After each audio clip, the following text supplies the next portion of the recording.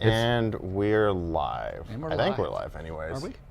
Ah, Are we going? Oh, yes. there we are. There's some people on TV I know. We're going to have a two-stroke edition of Moto Monday. I'm a little stoked, even though I don't currently... Well, actually, never mind. I do own one.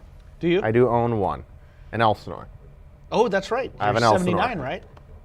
70. 78? 70? No, 77. You're right. 70, it was 77, yeah. 78 was a weird year, right? With the 23-inch tire? No, that was 79. Those were the ones. was it, yeah, 79? had the 23-inch front. Goofy. You ever ran a bike with a 23-inch front tire? no, dude, I'm too big to ride old bikes. I'll break the frame. So yeah, this is Moto Monday 123. I got some return guests. We got Jeremiah Fultz, Two-Stroke Revolution, How which y'all I'm doing? repping one of his tees today. And we got Mike Smith back in the house. You literally just got back from Montana, right? Yeah, Justin just got back. Thanks for having me again. Got in this morning from the 32-1 Classic at Helena, Montana. So that was cool. Stoked to be here. This is my wheelhouse. Two-stroke. This one's going to be Two-stroke Monday. This is going to be pretty fun. Talking a little premix. I should have honestly brought my couple bottles of Blenzol. Oh, yeah. To put out front. I didn't think of that. That Dude. would have Been been actually perfect, kind of fun. yep. You know what we even done is drinking our waters out of ratio rights. Yes. Oh, that would we too little. We would need some really clean ratio Yes, rights. none of mine are I don't know cleaned up. about you, but mine are pretty nasty looking. Sure, might be. But So yeah, real quick, we gotta thank a sponsor for the show, Rooney Dirtworks, once again helping us out. And guys, once again, please don't harass them too much unless you want to get some work done. But if you do need, maybe some brush cleared, maybe you need a dirt bike track put in, any general dirt work in the, we're in the Vancouver area here, Yep. the general Clark County area, I'd suggest hitting them up, fellow motocross racer.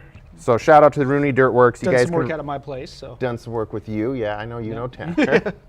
You can reach him at 360-999-0807. So shout out to Tanner, Rooney Dirtworks. Check him out I think if you guys he need has an Instagram some. page too. Does he have? Oh yeah, Yes. he did start an Instagram. You know what? I got to look that up real quick. He deserves at least a shout out for his Instagram. Sorry, I'm on my phone while I'm podcasting, but pretty easy. At Rooney Dirtworks, ROONEY Dirtworks. So if you guys need anything done, maybe you want, to maybe put a track in your backyard because a lot of the tracks aren't running normal schedules right now. Might be a good idea. You got a little property, hit them up. Let's talk two strokes. Ooh, two strokes. Yeah. Two strokes. Yeah, and what do we got back here, Jeremiah? So that is 1994 Yamaha PW50. I'd say the most important single dirt bike ever made. I had a 92. That's my first bike, was a 92. That was my oldest daughter's first bike, and then now it's my youngest. So kids today, they don't know what they got. So No. you see the PW here, right? The PW was basically like the race bike back in the day. Well, I started on a Suzuki JR50. The two-stroke. The thing was slower than two turtles racing through peanut butter. Okay, it's Twin shocker. My Uncle Steve built me a trick one with a moto style swing arm with a single mono shock, like it was trick, but the thing it's like slower than, like I said, due to turtle going through peanut butter. Very slow. So like those things ripped, and the cheater motor on those things, you could put the Tri-Zinger 3-wheeler 60 head or cylinder head and piston and make it a rocket ship. And you guys do you know about PAX? Oh, PAX, yeah. the PAX Zingers, dude, with Oh, the big yeah. swing arm and the big forks. They went hog wild with Those some were of those things. trick. Yeah. Which Dude. they're not really legal for motocross right now, but the flat trackers eat them up. Oh, is that right? Yeah, because they're more I don't know. Have you been to a flat track race? No, I want to try. So I was talking about it, was it like maybe a month ago on here? Yeah. I went to my first flat track raced. Biggest pucker moment of my life, trying to learn how to slide that thing. But it was kind of cool, but kind of bizarre. All the bikes were contraptions, modded to the hilt. You saw PWs that with, I don't know what kind of forks, raked out rear end, big bores. Really? And then you saw, they run trikes out there too. With homemade just trike things. Like I saw this one guy who had, I don't know where he got any of it, had a tractor seat and a Yamaha XS 400 engine in it. Like a air-cooled 400 single-cylinder street bike engine from the 80s in it. And This sounds like a county That's fair like in the what they middle of you race. need to nowhere. go watch it, dude. It's crazy because they don't. I don't think they have the rules like we really do in moto. Doesn't sound like So it. it's just like whatever you want, rock and roll. Huh. My buddy Steve built one of those for Steve Hessick. Built one for they had that one-off race up at Castle Rock. A one-off race. Yeah, it was just like a 3-day weekend of just party and Oh, crazy. The CC deal. The CC one. They called it. They changed Dirt the name. Quake. It was Dirt Quake, and then last year they called it the Wild One. The Wild One, yes. Yes. And he had a 300 KTM in a custom-built trike chassis. No shit. Huh. Yeah, insane. I guess he won the class, so that's pretty cool. I got respect for anyone who does that because I went out and did it. And I've been racing my whole life, and I was puckered the entire time. Like, there's no front brake, no front fender. They told me not to touch my rear brake, and I need to hit the rev limiter twice a lap. Which there's only 2 straightaways. And they're like, yeah, just hit the rev limiter as soon as you let off, pitch your body off to the side like that. No, I don't know about this whole thing. Like, Oh yeah, and the ground's probably pretty hard too. Oh, yeah. concrete. It's Concrete. literally concrete. And then you watch a few crashes, yeah, they hit the ground and they're just knocked out. Just like that. Those dudes that run the mile and whatnot, like the legit dirt trackers, like Chris Carr and those guys back in the day that are Oh, just yeah. not. I'm cool. I'm Sacramento and the big ones. Oh, those I'm out. Mid-Ohio. good. Those guys got bigger. So here's my things thing. than I do. If you are on a motorcycle and you have to reach down and hold the forks with one hand to stop the speed wobbles, I'm out. I'm good. out. I I'm thought out. they did that for aerodynamics because they reached down. So they get okay. So I had to ask questions at this. I asked questions the entire time. Once again, thank you to the Ferris family for letting me go try flat track on all your equipment. But like I had to ask questions because I was noticing some people doing some weird things, and some people like slapping their tank, and they're like, oh, they're practicing for when they might have to do that, and then it's kind of a style point. Like we do whips, they tuck and take a hand off. That's like the thing, and so like. But how's that the thing? Like, well, the milers, they literally have to help hold the triple clamp straight because you can't really throw on steering stabilizers because you need to pitch it. Yep. You know, and so you can't have a super tight steering stabilizer. So like when you hit 100 miles an hour, you just hold onto the forks with one hand, and then as you're doing the tuck thing, like, I don't know. yeah, that's wild. That's You're already some talking about wild doing stuff. 100 miles an hour and then coming into a corner. That just doesn't seem right. And purposely letting it slide. Yeah. No. It I'm goes- out. Bigger No. nuts than I got. I'm out. Yeah. Way bigger cojones. Hey, we got to give a lot of respect to the old school dudes. You realize, like back in the '60s, all like the pros would do motocross and GP and flat track. Well, And back then- then you had the Grand National Championship. You know, those And guys, off-road. Those guys would have to do like a TT style GP race. They would do the miles, the half miles, road race. Most of these guys never road raced before, which is just insane on machines that you're racing so many different things and racing so many weekends out of the year just to get that Grand National title. Yeah, that's so wild because it's totally a different style. Yeah. And I didn't realize how different flat track was until I tried it. And even then, like off-road and motocross, definitely different. Yes, they are. Like those guys are savages just to do it all. And then on those clunky machines. I mean, having owned my Elsinore, I was like, yeah, the technology is a little iffy compared to what we got now. And what do they have in the 60s? Like, what, the Pentons? And you had BSAs Pentons, and- Huskies, BSAs, Triumphs. I mean, they were taking a lot of bikes that they were converted street bikes and throwing dirt tires on them, stripping all the street equipment off, and running these things with no suspension. You had 4 inches of travel in the rear, 7 in the front, and 8 in the seat Yeah. because the seat was that thick. Yeah, that was the thing I noticed. They always had the giant seats. That was where your even suspension my was. Elsinore has this big old just block. It's just a block. Dude, there's this dude in Montana. He's racing. I don't know what class it was, but those like a YZ 490. Fenders are here, and the rider cockpit just goes. The dude looks so cozy, like the where he was just sitting, and the thing was just working. It's just flexy and an 18-inch rear wheel, but the way he sat in that cockpit, it looked like a big just sofa. So you do get like 8 inches of travel on that too. Yeah. But you can't really throw it around. Like that was a funny thing. Yeah, like my SL70, it goes like this, and like you can't get out of the little position it throws you into. It's like this V thing. I remember seeing Tyler Villapoto a few years back, probably 6, 7 That's years Tyler ago, Villapoto. on a YZ 490 at Woodland, throwing it around. So Okay, well, if you say the name Tyler Villapoto or Carson Brown, the rules go out the window. Okay, yeah. Those guys can ride any bizarre, weird contraption fast. Like, especially, man, Carson, some of the videos he's put out on, what are some of the weird things? XR100. XR100, XR200. I saw him throwing whips on XR200.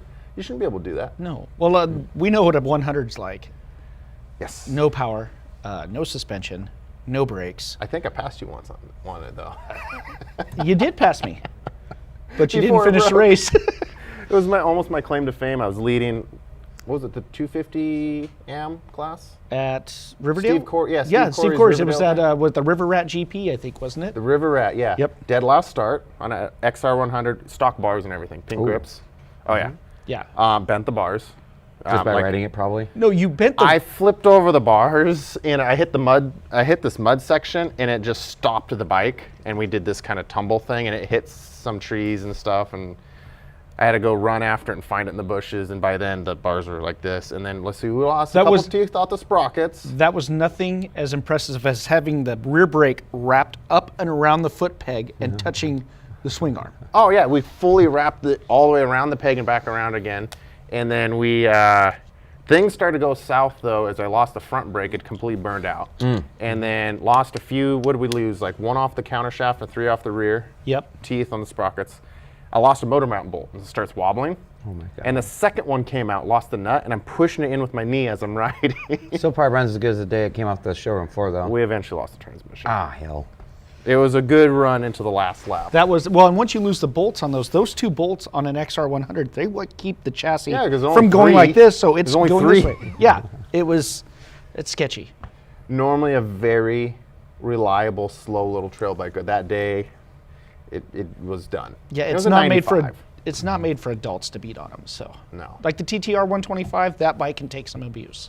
But me doing that on that is nothing compared to like seeing what Carson has done on XR100. Oh, yeah. Well, it was bitching in that Instagram. He was ripping, broke the frame, took it back into the shop, rewelded it, and finished the clip. Those guys, You had to race Carson this weekend. How'd that go? Yeah. I saw him on the line. We had a couple good starts together, and then, within a half a lap, the kid's gone. Watching him ride, watching any, like you mentioned, Tyler Villapato, like the kids that can ride, they just have that talent is incredible. Like I said, I saw him at the start for a little bit, and I mean, I got 3rd and 2nd in the pro class, and I mean, he was half a lap plus ahead. I don't know what, getting older sucks, but that race was really cool. I've never rode a track with such bizarre dirt. It's like, not balsamic, that's vinegar. Bentonite clay. Huh. Oh, really? Bentonite clay. So in the morning, it's kind of greasy and sandy-like, and then there's this period where it's like tacky, like Eugene when it's money, like it's Velcro, you can't do no wrong. And then it turns to Carlsbad 1986, the hardest hard pack I've ever rode, chunked out. The whole moto I kept looking back because I thought I had it back flat. And no, it's good. The guys out there did a really cool job. I've never been to Montana. Montana's kind of like stole my heart a little bit. You've never been there? I've never ridden been to there? Montana. You've never Yeah. been to Montana? No, dude, because I always go south. Dude. Or like to Loretta's, I go That's 84. like my favorite vacation spot. Yeah, I always go south of there. So, no, Grant and Jason Steffen, both the guys that did the Classic X series there, which one day, and then 32-1 Classic. I mean, it was bitch, and it was like the coolest vibe. I mentioned it to a buddy of mine. I was like, dude, this is the first race where I feel like it's like no pressure. Like it was so fun, and I think that's one reason I rode so good. Like when you're like in the zone, like I don't know, as a motocrosser, you probably understand. Like when you're in the zone and you don't have any weird things going on in your head, or whatever. Like everything just kind of goes quiet, and you're just there. There's like no distractions, and like I was really stoked on how good I did, and best I've ridden in a long time on a pretty gnarly, like super fast, pretty simple track. Couple oh shit moments where it was like light flashed before my eyes, going so fast, and you'd like launch into these braking bumps and but dude, it was like one of the most chilled out rad weekends I've ever had. Like they had dance party at nighttime, like the vibes were there, were just the vibrations were killer. I can't wait to go back next year. Dude, I'm and they shocked usually you've have never a been to series. Montana. Dude, I've never been to Montana. The Sick. It is cool. Class X. Yes. Yeah. Yes, that's Grant puts that on. Yep. So did you see the infamous Ricky Rogue out there? We did. Ricky Rogue and I were kicking it. It was so sick. I mean, we were gonna go close the casino down. Thank goodness we stayed there because things were gonna get wild back in town. But fortunately, we had to pump the brakes because we had race day coming up. So now that track's by Helena, right? It's outside of Helena, Yeah, Montana. yeah. That's right. It was super cool. I'm already, like I said, looking forward to next year. It's two-stroke time, and I'm so stoked to be back on my Yamaha. It was game time decision last weekend at Top Gun. I was signed up with my 450. It's like things are good. I'm like, I'm gonna ride my 250. I gotta knock the cobwebs off of this thing. And road practice at Top Gun, I'm like, dude, it feels good to be home. So did game time decision, swapped out. It's weird, going from my 450 to my 250, because it's figure if you're driving around town, getting on the freeway, driving like a muscle car, big block Chevy or whatever. It's just you can haul ass, but you just shift a couple times, and it's cool. Getting back on my 250 is like jumping in a turbo Honda Civic. Well, you got We're that just banging horsepower. gears, just banging gears instead of just being on cruise control. And honestly, it took me almost until this last weekend to learn how to shift again. Dude, You have to shift. yeah, man. So especially 125. Yeah. Top Gun, bike ran good. It was cool. Everything was bitching, and I forgot I was going to Montana, and I didn't know Montana was elevation. And so I get there, and I'm like, my bike's running like shit. And I'm pull up my phone, and I pull up the thing, and I'm like, bro, I'm at 3,900 feet. Yeah. And on my my Fire One bike, my race bike, that's the Fuelie. That's the fuel injector you don't have motor. to worry about it. We're big bore stroke, everything, and we run it kind of rich anyways because it runs. I mean, I don't need to be on the threshold of lean or anything like that. And dude, it was bad. Just revving out, I was like, oh my god, this isn't good. And my dumbass, I forgot to bring my box of jets. I mean, dude, it's been a while. And in my jet box, we got these little plugs that we can plug off the fuel injection to it, which makes a difference. And that would have brought me a little bit closer. So I'm like, dude, I don't know what to do. I went fishing around for jets and found a couple, but I'm like, dude, I had a can of VP 44 with me, which is the ultra super oxygenated fuel. So with that motor package, I can run, at Glen Helen sometimes, we'll run up to 3 degrees retarded timing. So that's retarded meaning it's sparking later. And so I took my needle out, put it in the highest clip position I could, just slammed that in there. Went out and tested once, brought my timing back to about 1.5. It was a little bit better, so I just brought it back to stock. So between super ultra oxygenated 4.4 fuel, slamming the needle down, and bringing my timing back from, it was about 2 degrees, bringing it back to stock. Dude, it ran good enough without playing with main or pilot. It could have been a little better, but everybody out there, well, I shouldn't say everybody, the dudes with the Yamahas weren't very prepared, but the Husky KTM guys, they got Makunis. Yeah. And we're still running. We don't play around with none of that Electron stuff, man. We keep the Kean just tuned. Kean FC, the 38 PWK? Yeah, Air Striker? PWK. We got that sucker. It's oval board, and since it's fuel injected, we disable the TPS on it that allows it to. It's got a little fuel squirter on there. We disable that. We won't even run that on that motor package, but I couldn't hardly find any jets because with the fuel injection, our jetting's all different, sort of. Nobody really had anything close, so I just took what I knew between, like I said, just the needle, because we're running the Suzuki needle anyways, which is completely different. Anyway, bang, bang, bang, got that done, dude. Good enough and ripped. Killer starts on all those guys, and I rode my ass off. There's some fast dudes and dudes I hadn't seen for a long time. Cameron Weaver, dude, raced Supercross. Levi Newby was there. That kid hauls ass, and I've been still working hard on fitness all year and was able to run a couple of these guys down first moto and pass them, and then second moto locked right in behind Carson and just ran second the whole time. There's just 15 of us, and I was stoked on it, man. I needed that because I had a couple kind of crummy weekends. And so circling back to Top Gun, 2-stroke time, 32-1 Classic out in Montana was just bitchin' time. We got news today that Joey's race, the OG Dream Race, has been postponed to October 11th. Yeah. So at this point now, next one on the schedule is the World Two-Stroke Nationals at Glen Helen, first weekend of October. So have a couple little things going on with my moto van that I'm going to get looked at Wednesday.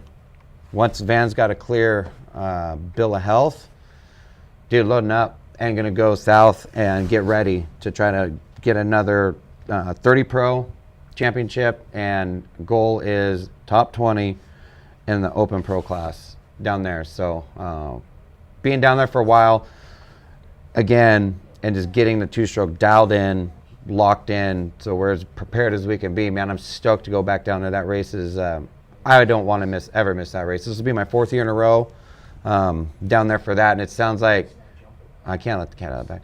Talking to some fast dudes that ride two-strokes a lot and hoping that they're going to make the trek down there. Pro payout's really good. It's like $8,000 pro purse. It just keeps gaining traction every year. It's a lot back-to-back, though. You literally have to leave from that then.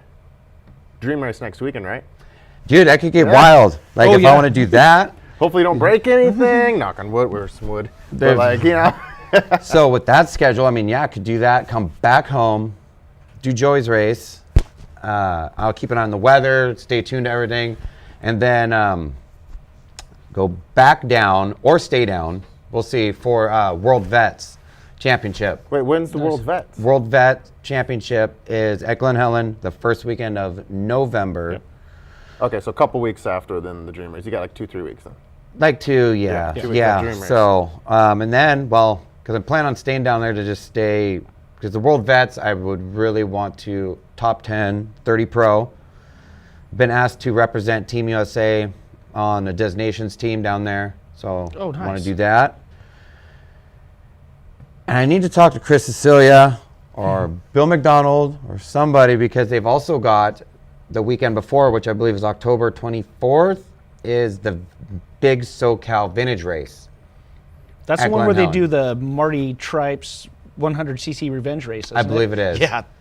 So, Dubach's got a killer YZ built for that. Oh, I bet Dr. G's got some killer stuff in his garage. And so, yeah, starting off with Top Gun, and this is a beautiful time for us to talk about two-stroke stuff, is this is the time of year where the two-stroke stuff is really starting to fire off. And after I was here last time, it was I think July 6th, before Loretta's and all that.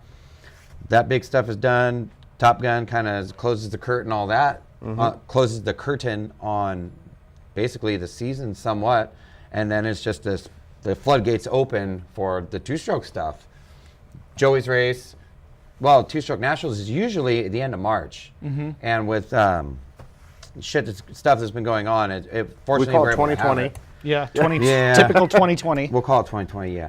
It got moved to first weekend of October, and that race, if anybody's got a two-stroke and you can get away, that weekend is incredible.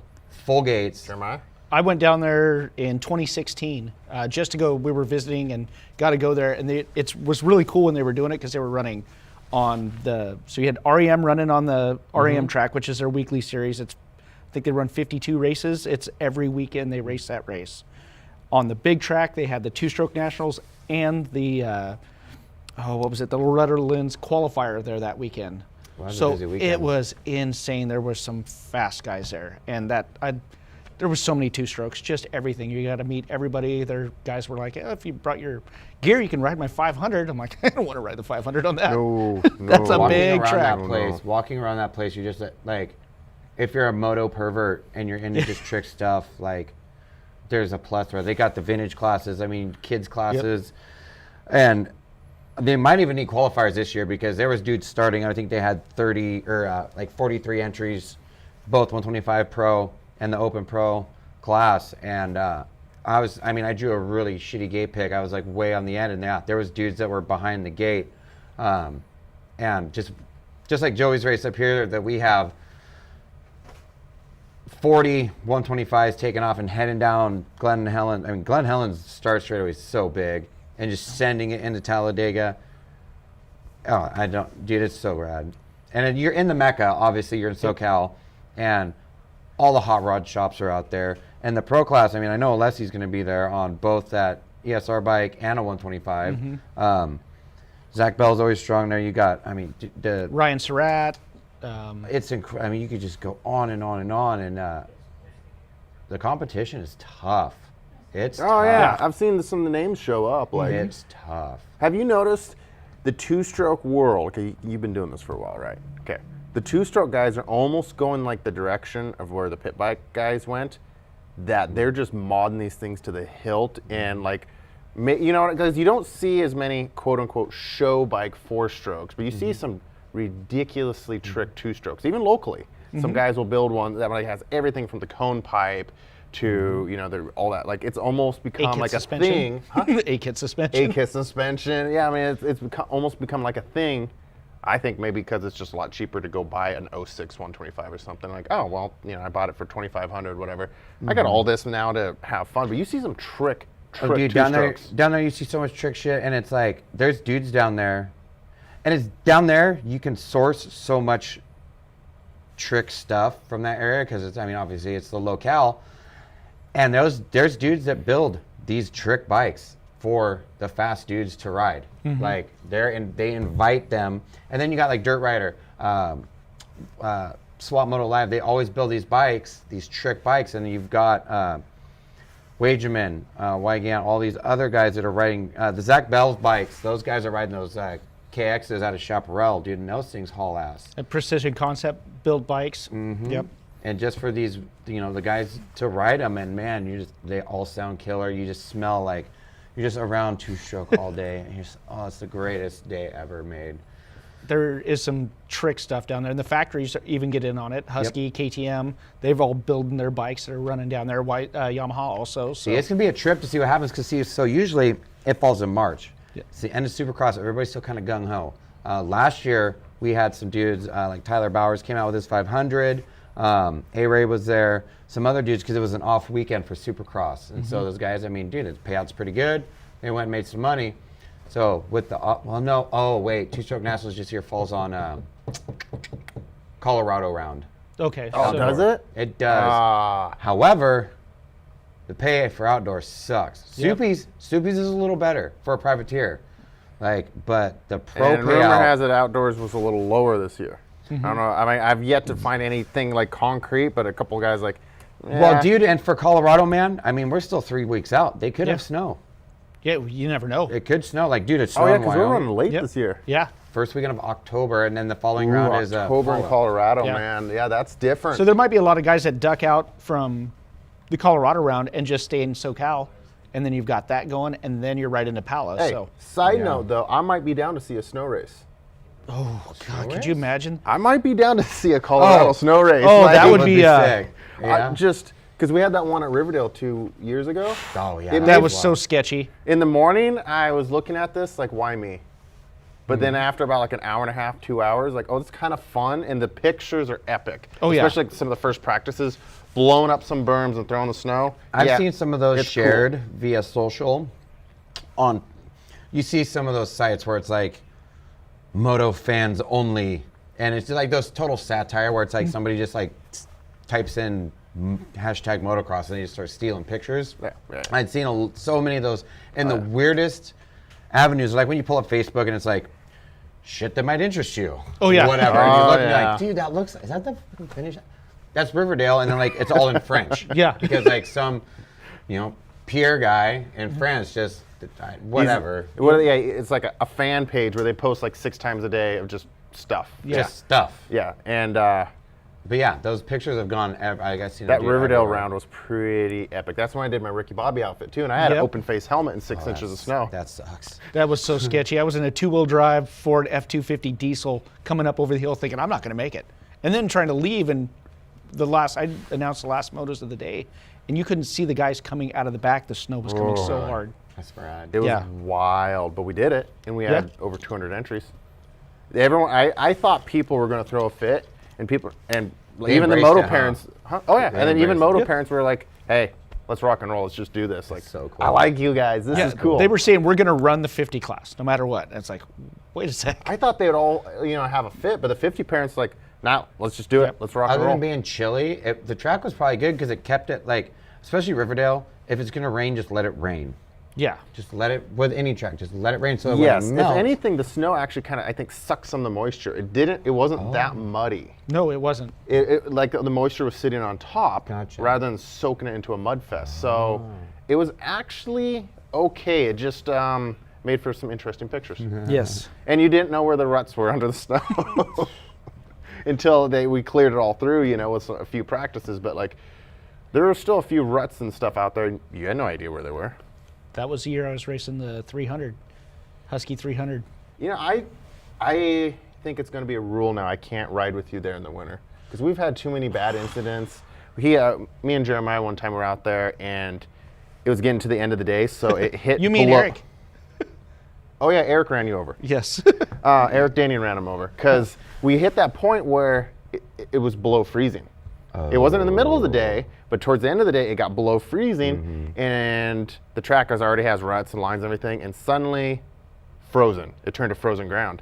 It happened fast. It was. It was really freaky how fast it happened. It was pretty fun in the middle of the day, and then he went out for a moto and hit a jump completely sideways, KO'd shit. himself. Well, it was the double in the back, so I was coming through the rollers, and there was water in the last one, and the whole face of that jump was just.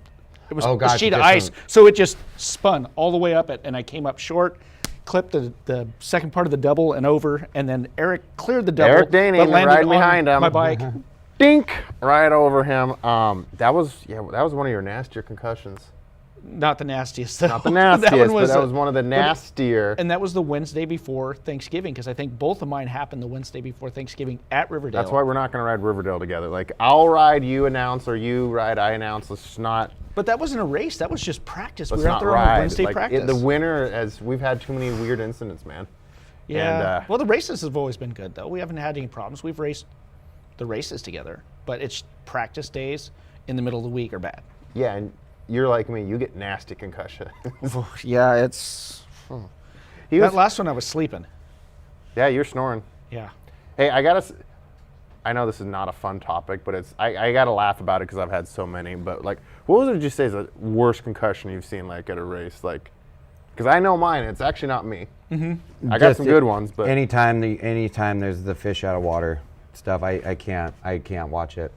The like the Flopping and the flopping, I can't do it. yeah, no, that I don't think anyone likes that. I can't do it. I can't do the weird, like, there's a moan, this weird growl moan that I've heard before too. That, dude, I can't No, do it. yeah, I don't. No, I just go. The to sleep. gurgles are scary. He just snores.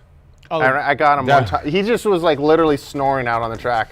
Like, that's not good. Jake Mateer did that at That's PIR not one good. time, knocked himself out, and I could hear him snoring. I thought his bike was running. Oh, he hit hard Yeah. that day. I think the worst I saw was actually Charla Davis's husband, Brett. Brett. Because he was in a battle for the lead at Top Gun 2 I heard years about ago. that. I never saw it. Okay, so this is how bad it was. I'm at the tower. I watched Shugal, okay? And I was talking, I think, to Ted Duvall. And then I'm cheering the race because the Ridge guy, Chris. him and Chris were battling for the lead in the 30 AM class. Right.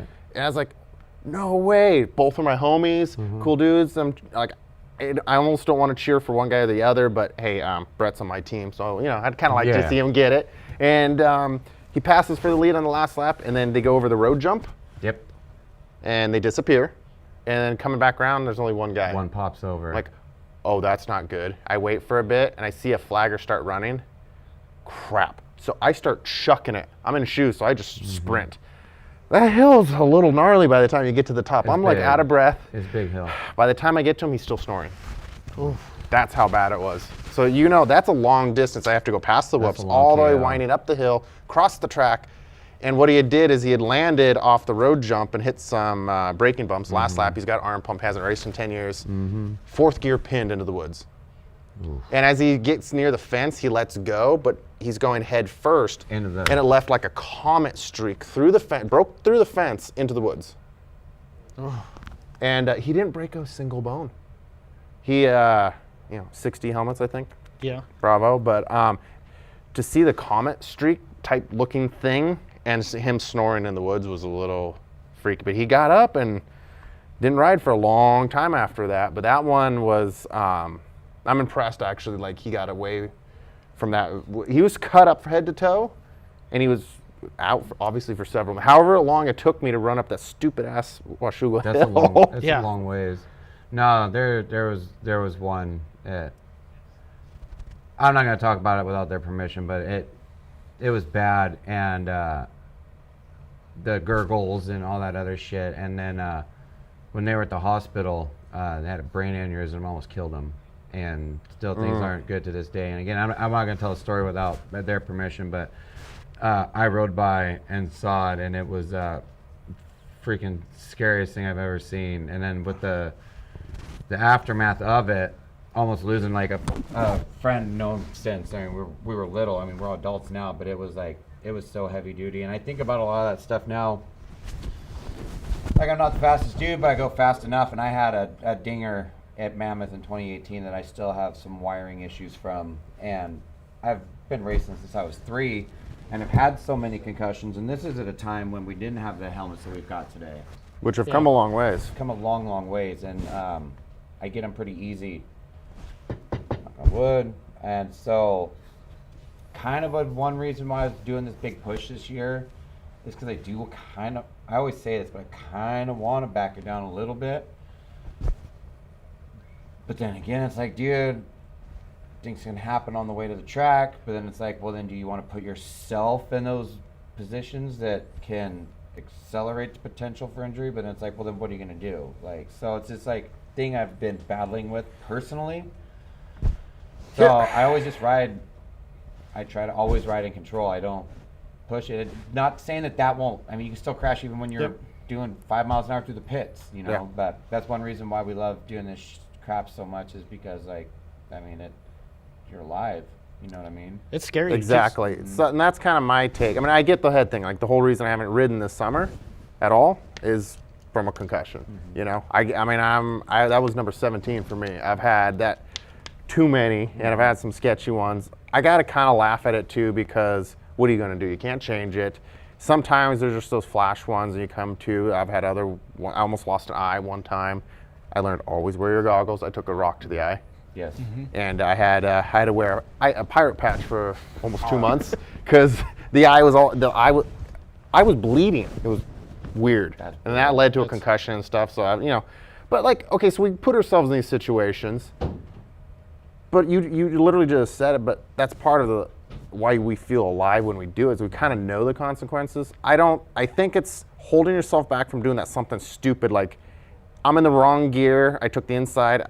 I don't know if I can hit the triple, but I'm just going to turn my brain off and hit it. Mm-hmm. I think those moments you learn to not do anything dumb, but still going out and all riding. Like, I don't know if you're going to a lie. You know what I mean, Jeremy? Like, I know. You totally feel alive, and I think if this was a video game, we wouldn't have that feeling because there's no risk. Right. There is no risk. I mean, we were taking a huge risk.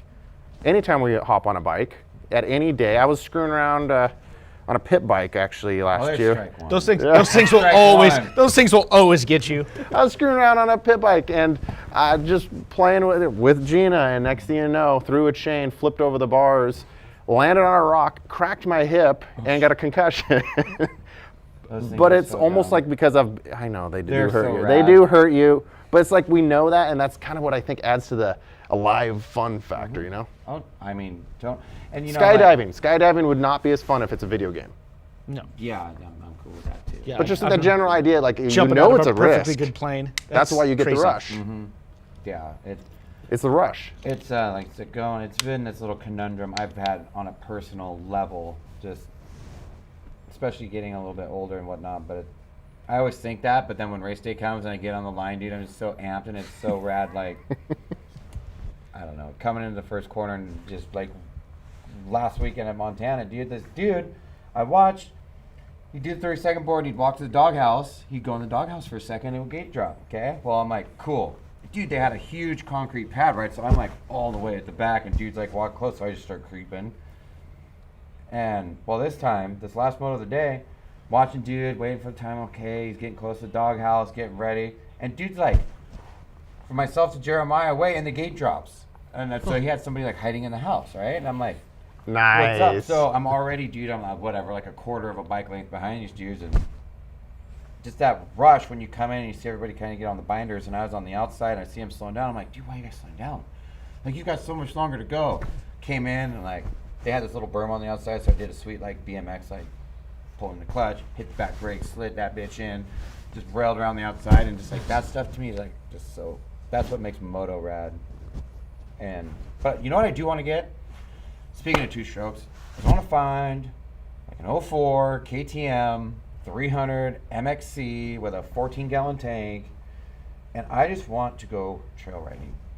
I love trail riding, and I haven't done nearly This is enough. the guy you need to talk to I'm find a trail one. guy. I'd love. Well, even to find, like, you find the most bizarre things. Jeremiah here. They just come along. Right now I'm working. I sold my 91. Did some trade work with a buddy for 91 Wait, CR 91. CR 125. Okay. Yeah. And another one pops up. It already has a blue painted tank. Team Peak Oh, bike. here You we know go. me. Team Peak. You know Here we me. go. Gold wheels. I'm actually happy that the Dream Race got set back a little bit because I might be able to have the bike ready for that. Not saying I'm going to race it because I'm a little bit heavier than the bike needs, and I'm not a good 125 guy. You know that. I can't ride 250s. I love 250s. We know this though. Like, Yeah. I'm not, and I own an RM250. Wait, what year? What's up? 01. Yep.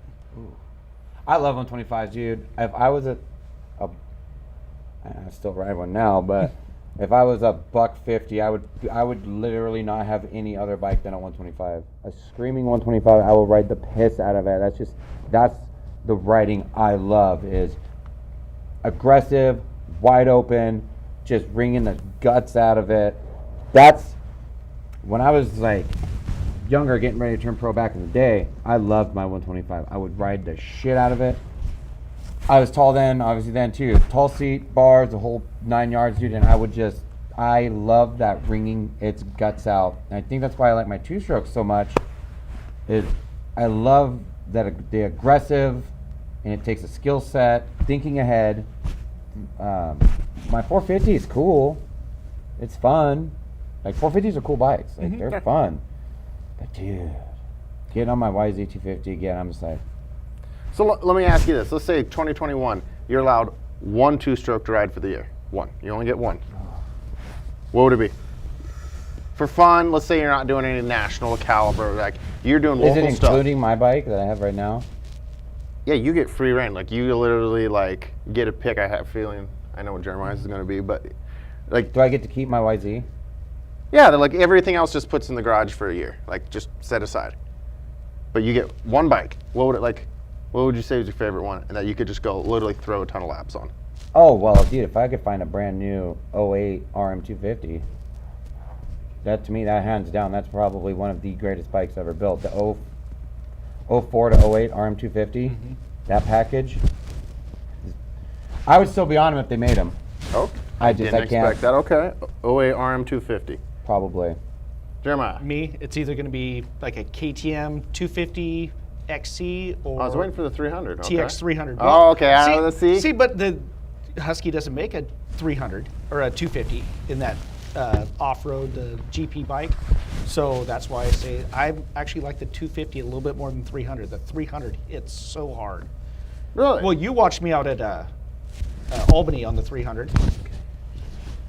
You remember that trip out at Albany when I came around the sweeper in the back and hit the table and it went nose high down on the front wheel. Oh, that didn't go well. No, Yeah. no, I don't know how I pulled that off, but that was when I said, you know what? That's when I switched to the 350 because that 300 was so hard to ride fast, and I was only racing once a month, and that's all I rode. Can we, okay. You gonna change it? You gonna change it Can we now? have fun time real Yeah. quick? I found a cherry one on the Craigslist because I've been sniffing around just for different stuff. Correct me if I'm wrong, 96 to 2000 KTM 360, which Oh, then yeah. turned into the 380. It was a 380, it was the 360 in 96, 97, and then in 98 when they The changed new the body bodywork. they All went to that. the 380, and then if you got the 99 to 02 380, that was the had the hydraulic clutch. That motor, if you could put that motor in a more front, I mean that chassis actually probably wasn't that bad really with those forks. The 99 with the 50 millimeter inverted or the conventional forks, I hear that's one of the best. The guys love those bikes. I really want to find one because that would be the shit. Because I got some different irons in the fires right now. A 350 would be a really fun 4-stroke for me. I'd really like to ride one. And then also the 360 or 380 KTM power plant. And name your chassis, whatever. I think that would be a sick bike. That'd be a serious vet weapon, in my opinion, because that'd be so much fun. Because I think the 380 got even more racier as far as performance goes. Because there were some dudes, I don't know if it was Shane King or not, some other dudes over in Europe were competitively racing those, and that was against big bore 4-strokes. Yeah, that was 50 days, Mahdi's, Husaberg days, like big boys, and they were very competitive. Which I'd love to ride one. I think it'd be sick. See, I would like to ride one of the new BRE makes that kit for the KTM, so 11 through 16, 250, 300 2-strokes. They sell the cases, cylinder, piston, crank, comes with the pipe, but the kit takes your existing 250, 300 and converts it over to a counterbalanced. So it's got a counterbalancer, and it's a power valve 500. Ooh. And you could use the electric start off that bike. See, now you're With getting the all XC, crazy. No, the You're XC is a getting 6-speed, crazy on so me, you've got man. a 6-speed. They say it is smooth, fast, just buttery power.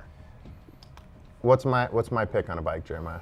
Oh, God, You've known me for a while. This should be pretty easy.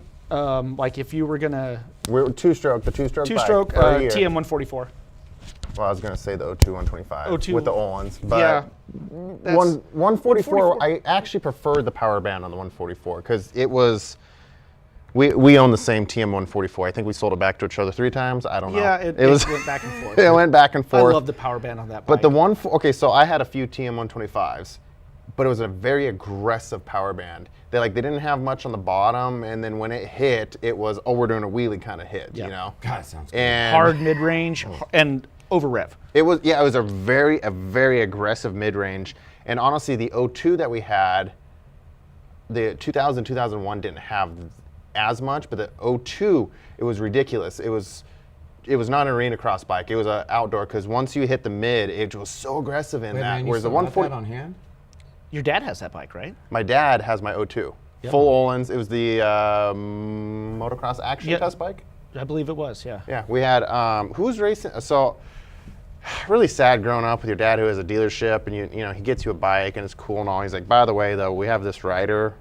He needs to borrow it too. So he made it cool with it, had my number on it, but whenever I went to certain races, I had to let Jody Dietz ride it too. Oh, shit. I'm like, well, this is sad. It's not totally my bike. God, thinking of that, dude, now I'm starting to get all amped. I should probably find a 125 to take with me to California. But see, the problem with those old ones, because like the old KTM 125s, 2000, when did they go cool? 2000 was the very 98, first. 98 was the very first year of the Those are 125s. Screamers. Yes, they were fast bikes. Yeah, I'd probably blow it up though. Actually, second favorite was the 96 YZ. Oh, that Good bike. Which one? The first, second, or third, or fifth one? Yeah, I've had a few There of was them. so many. We Hate swapped the bikes. 95s. The 95 was butt ugly. It was just Super slow. But the 96, other new than you had to bike. swap the plastic because it had that navy color going on. Yep. I didn't like the navy. So you just throw on a new tank, you have the newer plastic, and then Yeah, just change the subframe, dog. You put that whole new rear end on. Good yeah, to go. yeah. I put a restyle kit and good to go, and parts are dirt cheap, and the 96 was solid. Yeah, that was a good 95 was. bike. I hated the 95. 96. That's still one of my favorite 125s. Well, it's the start of that newer motor, and it still had a longer rod because in 05 and up with that newer motor, they shorten the rod and whatnot. If you can Yeah. put a long rod in it, that motor rips. Like a 2001, 2, 3, 4 YZ motors are fast. I had Better. one until. Okay, so have you ever had to push your bike up the Mountain View hills? Nah, I wouldn't 'Cause- do that. I'd probably just leave it down there. So, okay, if you're looking at the track from up top, Yep. okay, the left side far end, Yep. it's either a huge uphill triple or sometimes it's a booter downhill. Yep.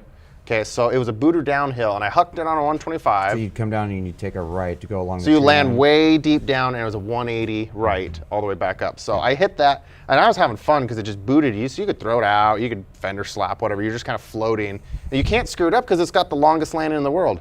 And I land down there. This is 1 week before the dream race. Dink. Oh, no. And I slide down to the bottom. And there goes the top end. But I'm looking down, there's oil everywhere. Oh, never mind. It was the transmission that went on that bike, wasn't it? There was a hole about baseball size in the bottom of the cases. I'm like, oh, there's some gears, some empty parts. Oh no. I remember you scattering that motor. What's his name? McCormick's old mechanic. I'm so sorry if you're watching it. I can't remember your name, but I suck at names. How come I can't remember this? Yeah, his mechanic forever. He still wrenches on bikes. I'm talking Shoot. about Dave. Yeah, Dave Riggs? Yeah, thank you. Yeah, Dave Riggs. Riggs all came over. Dude, Sorry, no, Dave. we can. Yeah, I'm so sorry, Dave. I'm sorry. I haven't seen you in a while. You should come visit. But like, he was there, and he was like, "Oh no, we can do it." Never mind, we can't fix that. He's like, "No." He's like, "You need to take the motor out and sell the frame." You're done. That's guy. what you did, right? Did we part that bike out and then you bought like 2 more I parts think- bikes or? I think I parted it because somehow I ended up with a ton of extra frames and stuff. Yeah, because we built one at the shop. Yeah.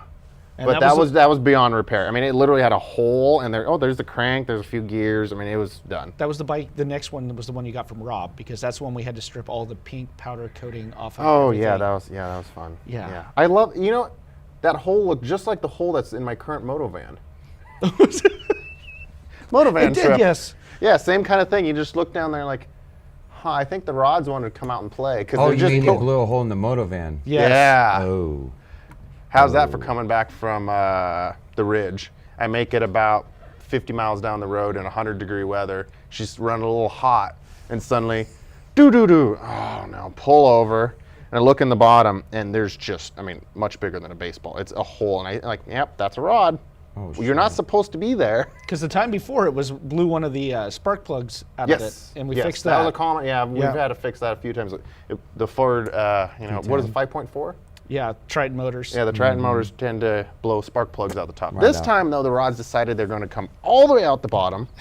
Even the tow truck guy is like, I need pictures of that. He's under there. Impressive. It doesn't help me feel better as he's taking pictures of it before he tows Dude, it. that's the worst. Being broke down with all your bike shit sucks. Yeah, you've had to go through that, haven't you? Yeah, I was like 3 hours out of LA in my Sprinter. And, Didn't you go to Loretta's in a U-Haul? So we were headed down to Glen Helen, was like just before the Grapevine. We're like 3 hours out of Los Angeles, and harmonic balancer let go in the Sprinter and just took everything out. Call AAA comes, and I find a AAA approved service center. So as we're on the road, they're like, yeah, drop it off, because I'm just hoping. I'm like, God, dude, just let it be something dumb. So get off the phone with them. I'm on the phone with a U-Haul place. I get dropped off at the U-Haul place to get a U-Haul. Homeboy Matt Newton and tow truck guy, thank God, is only like 10 miles away. Drop Sprinter off at this shop in Castaic, California. I meet him in the U-Haul, take anything I think I might need out of the Sprinter, throw it in this U-Haul, leave the Sprinter, get to Glen I Helen, remember seeing this on Facebook. do this 2-stroke invitational at Glen Helen, and we had to leave by 1 p.m. Had to leave. So I get off, I'm all done. I'm in my gear, just throw the bike in dirty, strip down, hop in, grab fuel, and we had to drive through the night. So this is Saturday. Drove 17 hours through the night to get to Horn Rapids the next day for Loretta's regional qualifier. Got it done. And then you guys watching at home, I'm telling you, U-Haul will advertise, they're going to be like $20.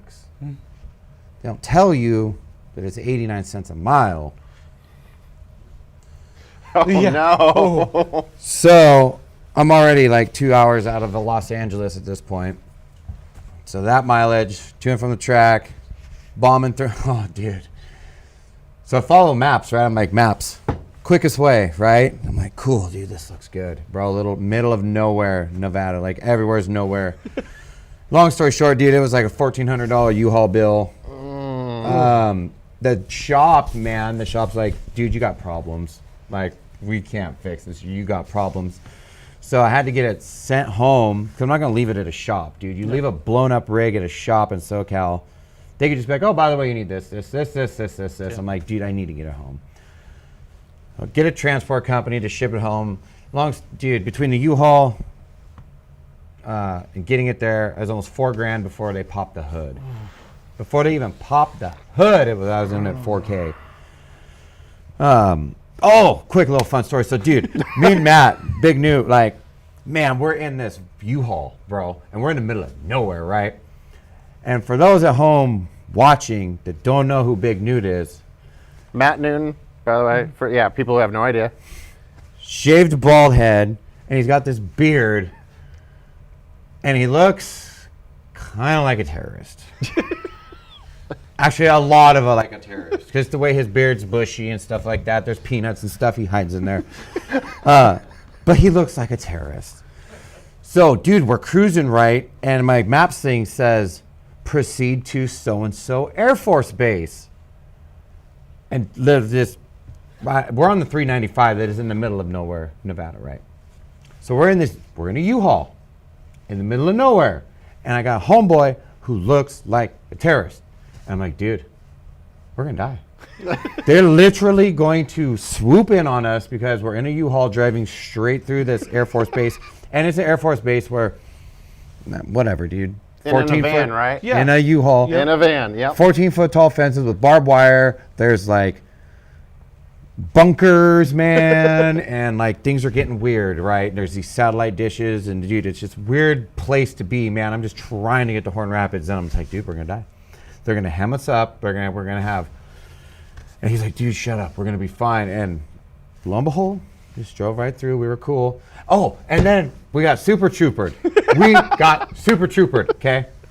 We got super troopered. So long story short, those who may or may not know my personal story, like, had to quit drinking, alcoholic, all this stuff, whatever. Well, I'm supposed to have a breathalyzer in my rig, right? I've got it for 10 years total. I got 6 more to go. Well, I got a U-Haul, right? And it's a 17-hour drive, so I'm like, dude, okay, I'm going to do the first shift so I can sleep a little bit before regionals, right? Well, I'm supposed to have a breathalyzer unit in anything I drive. And I'm in a U-Haul and I'm driving, right? And we're in, dude, I don't even know, somewhere. We've driven 4 hours without seeing a soul, and all of a sudden you come into one of these little towns. It's got like a bar, a gas station. Oh, like Goldfield, Tonopah, in between Reno and Vegas, that whole area where there's nothing. It's basically that. Yeah, you it come might into be the there. town and it goes 55, 45, 35, 25, the signs, and there, you can see all of them. And then Dude. out of town, it does the exact same thing. I come in, dude, and there's the one intersection. The one and no intersection. shit, the one intersection. I'm in a U-Haul with my terrorist buddy next to me, right? And this cop just pulls up behind us. Lights on. I'm like, oh my God, we're going to jail. I need to have a breathalyzer. I'm like, just get me out of Nevada. So I'm okay, dude. I'm blinker guy. I'm okay. I pull over and I spot my landing. I'm like, okay, I'm gonna pull over here, dude. We're screwed. Like, and he stays behind me. For you guys seen Super Troopers, right? When they're on the shrooms and they're behind the car, dude. And I'm like, oh man, like we're screwed. And there's traffic coming, and I pull, and I'm sitting there, and he's sitting behind me, and I'm like, dude, I'm just trying to turn, man. And then he just pulls out, goes around, and just takes off. And I look at Newt, and he looks at me, and I'm like, bro, get me out of here. Get me out of here, man. And we just take off, and I'm like, I hate this, everything about right now. But, dude, long story short, smashed potatoes. Newt loaded up on energy drinks way too early, right? So I'm like, 12th hour. I'm like, all right, man, I think I'm ready to take a little break. And he's going to crash at this point, right? I'm like, are you good to drive? He's like, oh, yeah, I'm good. I'm like, okay. Fuel up, go down the road. And the U-Haul isn't a big U-Haul. It's the 10-foot box. So basically, it's a single cab pickup with the box. I'm a big dude. Big Newt's a bigger dude. So I'm trying to like get some Z's, right? Finally sort of kind of crash out, and all I hear is you're hitting that the rumble strips. rumble and, strips. and I hear it pouring down rain, and all I hear is, motherfucker, shit. I'm like, what's up, dude? He's like, oh, nothing. This road sucks. And I'm like, dude, do you want me I feel to? like we should have Newt on for these stories. No, Like, you don't, because I'm yes. telling the story. That's Yeah, exactly how I it want happened. his side too. I know his side's hilarious, but I'm like, dude, do you want me to drive? He's like, yeah, we drive for a little bit. I'm like, okay, all right. So I drive and drive and drive. Long story short, dude, I drove too many hours. After a Glen Helen trip, my van's in Southern California. I don't know what I'm going to do, but I don't care. Got top 10 at this 2-stroke invitational race at the National. Now I'm hour 15 driving, and finally he's sleeping like an angel. I'm like, hey. I'm like, what? I'm like, dude, can you drive? He's like, oh, yeah. And if I get a couple winks, we go to Horn Rapids. Dude, I fall out of the van to go to sign up, check in, got it done, got the ticket, went to Loretta's. But, dude, yeah. So any of you guys at home and you need a U-Haul, don't forget it's 89 cents a mile. But anyway, that was a fun little story time here on Moto Monday featuring myself and my buddy Matt. We need Big Newt on. And I think that's a Yeah. good way to end this because we've actually hit the hours. So Oh, we're going to have to get nice. out of here. But we still got our after show too. But, Oh, the after show is going to be fun. Why have Yeah. we not had Newt on? I'll have my people call it his people. We should got set some- this up. We've got, He needs to shave his head right before he comes on, though. dude, it's shiny all the time, man. All right. It's shiny all the time. I'd like a good shiny head. God. I know, so I'm not the only. There's a reason I wear my hat because if I take it off, I will blind everyone. But I think he's got me beat. So. He's cool. He came out to Top Gun and trying to talk him into flying down to 2-stroke Nationals, get the band together. He's been down on a couple of trips with I would me. love to have some of the old school 2-stroke builders too on. Ooh. And as long as no one fights, I mean, we can set them on each side of the table. Nah, it'd be cool, man. You know? It ain't like suspension wars now. It's different. There shouldn't. You know, one area that there's not a lot of fighting is the graphics guys. We're all Y'all pretty cool. Pretty cool. We're all pretty cool. We're pretty laid back. There's enough printing to go around. I think we're Everybody's all cool. so busy and stressed out that we literally don't care. Don't even care. Don't even care. That is one area I like. That I think we all just get along, and we're all cool. Shops aren't like that. No. We've witnessed that a few times. So. Jeremiah, you've worked at a few bike shops in your Yeah. life, so I'm sure you know that. But pretty much now, I think all Vancouver, this whole Clark County, all the shops are Name one shop that's open right now. Motoco and Woodland Saw and Cycle. Because Pro Caliber is shut down until further notice. Really? Ooh, let's get into that in the after show. Okay, we'll go into the after show, but yeah, because for people listening later and not watching this live, we're in the middle of a fire thing going on. They've shut down?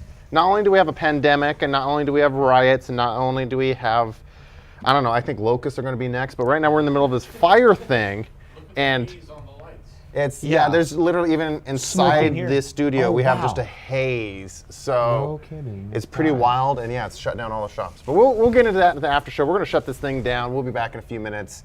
Everyone who's watching live, appreciate you watching. If you're listening to this later, Hi, appreciate Big you Newt. listening.